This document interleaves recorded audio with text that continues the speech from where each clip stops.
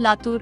रात्रीच्या अंधाराचा फायदा घेत गोदामांची कुलपे तोडून सोयाबीनची लूट करणाऱ्या एका सराईत आंतरजिल्हा टोळीचा लातूरच्या MIDC पोलिसांनी छडा लावला आहे. या कारवाईत पोलिसांनी 6 अट्टल चोरट्यांना अटक केली असून त्यांच्याकडून 14.5 लाख रुपयांचा मुद्देमाल हस्तगत करण्यात आला आहे. लातूरच्या हाडको कॉलनी परिसरातील रहिवासी समीर पठाण यांच्या गोदामाला चोरट्यांनी लक्ष्य केले होते. 14 मार्चच्या रात्री चोरट्यांनी गोदामाचे शटर तोडून आत प्रवेश केला आणि तब्बल 100 कट्टे सोयाबीन लंपास केले होते. या धाडसी चोरीमुळे परिसरात खळबळ उडाली होती. MIDC पोलीस ठाण्यात गुन्हा दाखल होताच तपासाला वेग देण्यात आला. पोलीस अधीक्षक अमोल तांबे आणि अप्पर पोलीस अधीक्षक मंगेश चव्हाण यांच्या मार्गदर्शनाखाली पथकाने तांत्रिक बाबींचा आधार घेतला.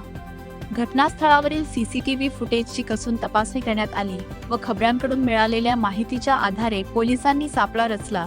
चोरीसाठी चोरट्यांनी चक्क 3 पिकअप गाड्यांचा वापर केल्याचे तपासात निष्पन्न झाले. या धडक कारवाईमुळे गोदामांना लक्ष्य करणाऱ्या गुन्हेगारी टोळ्यांचे धाबे दणाणले आहेत. MIDC पोलिसांच्या या कामगिरीचे सर्वत्र कौतुक होत आहे. एकमत डिजिटल करिता नितीन बनसोडे, लातूर. दिनांक 16 मार्च 2026 रोजी MIDC पोलीस स्टेशन हद्दीतील 14 नंबर पाटीजवळील अतिरिक्त MIDC येथील एका गोडाऊनमधून सुमारे 100 सोयाबीनची पोती चोरून नेल्याची घटना घडलेली होती.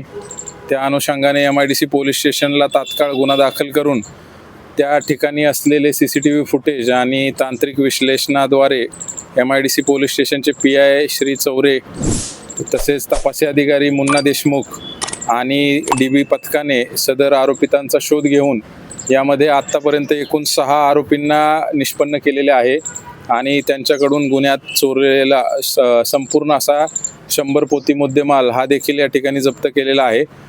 त्यांनी गुन्ह्यात वापरलेली जी वाहनं होती ती देखील या गुन्ह्यामध्ये जप्त करण्यात आलेली आहेत आणि जे अतिरिक्त आरोपी आहेत त्यांचा देखील शोध घेणे सुरू आहे. यामध्ये एकूण 6 आरोपी नामे अभिषेक यादव, अजय जमदाडे, सुशील नाथभजन, रमजान शेख, आर्यन कांबळे, विनोद सुरवसे असे सर्व लातूर येथील रहिवासी आहेत आणि त्यापैकी काही आरोपींवर रेकॉर्ड आहे. या आरोपींची आज या ठिकाणी PC घेऊन पुढील तपास PSI मुन्ना देशमुख करत आहेत.